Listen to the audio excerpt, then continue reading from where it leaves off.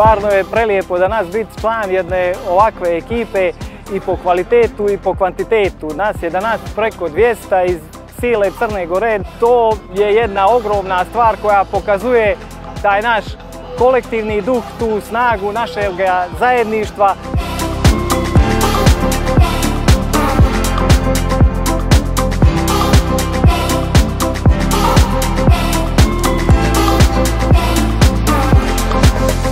Koliko su ovakvi događaji važni našim zaposlenima, kojih je čak 2600 i koliko uživaju u njima, zbilja govori činjenica da smo danas kompanija sa najvećim brojem učesnika na ovogodišnjem Montenegro Biznis Rallyju. Ovo je za nas danas team building, aktivnosti druženja, povezivanja i življenja u skladu sa našim korporativnim vrijednostima, posebno zajedništvom.